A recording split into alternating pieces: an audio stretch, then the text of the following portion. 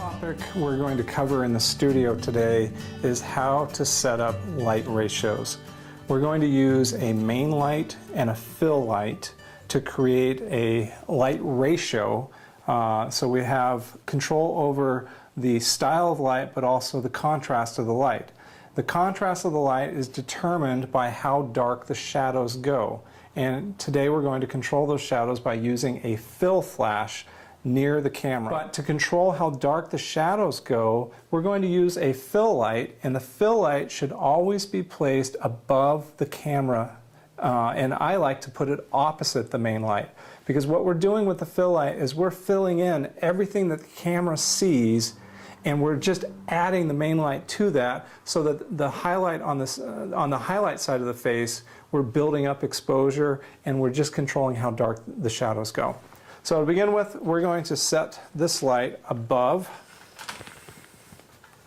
and we want it high enough above the camera that any shadows cast onto the backdrop will fall onto the ground rather than see the shadow on the background. Again, going back to why we keep the subject at least 5 to 7 feet from the backdrop so the shadows can fall. So for a fill light, I like to use either a large softbox, or really you can get away with an umbrella, works just fine as well, because we're just shooting the light straight forward. We're not worrying about contaminating the backdrop, because it's going to be heading in that direction anyway, and we're controlling the fall off to the background by the subject to background distance. So by having our subject 5 to 7 feet out, we're going to have tremendous fall off, because if this fill light is say 7 feet away from our subject, by the time it gets to the background it's going to lose a couple of stops of illumination.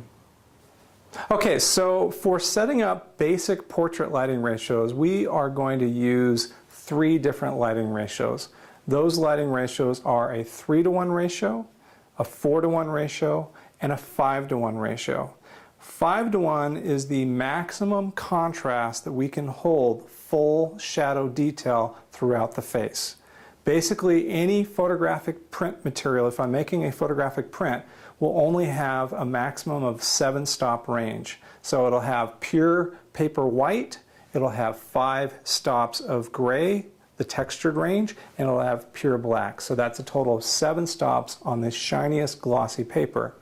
Now, on a computer monitor with transmitted light, we can see a little bit more shadow detail. So one of the things you have to be aware of is the back of the camera. When you're looking at contrast, you will see more detail than you will get in a finished print, because a finished print will be reflective light, and the paper base itself absorbs some of that light.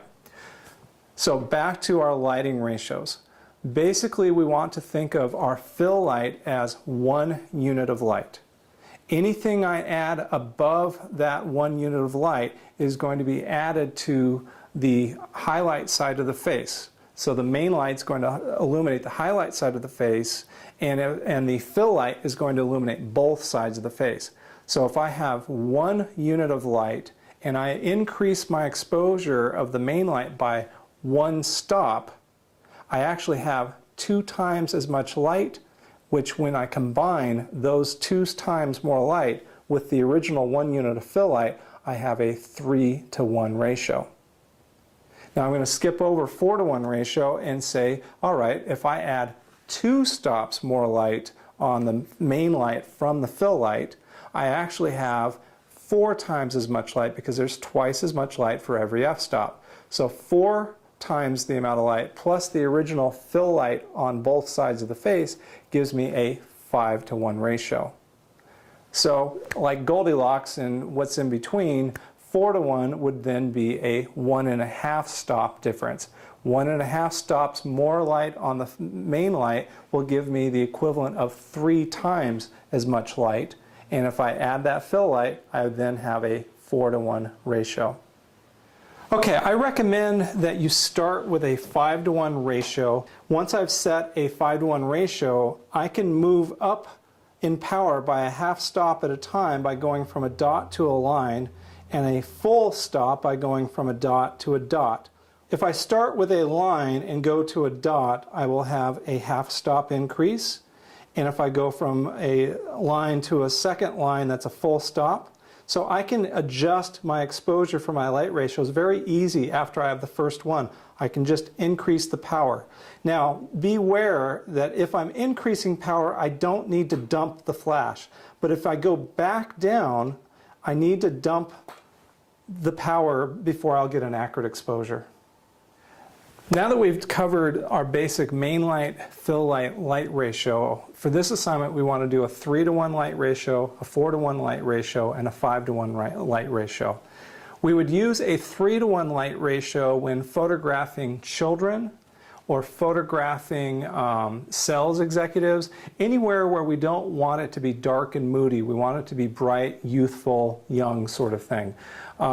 The other thing is we don't go less than a 3-to-1 ratio because the human eye has a hard time distinguishing highlights and shadows on anything less than a 3-to-1. That's kind of the minimum where you can actually see some three-dimensional depth clues of highlights and shadows. A 4-to-1 is what I consider a normal key portrait. It is basic fidelity of what human eye would see into shadows as well as into highlights. 5-to-1 ratios are what I would use for a low-key portrait where I really want something with full texture detail but a darker tone value. Now, you can get away with breaking the rules and getting a total black or even a 8-to-1 ratio that might show up on a computer monitor, but it will not show up on a print. So you have to make those decisions for yourself. But for this assignment, I want you to explore 3-to-1, 4-to-1, 5-to-1. The next topic we need to deal with is a hair light. We put a hair light generally on a boom arm above the subject matter, and we basically set the exposure of the hair light relative to the main light. In fact, everything in our studio is based upon the main light.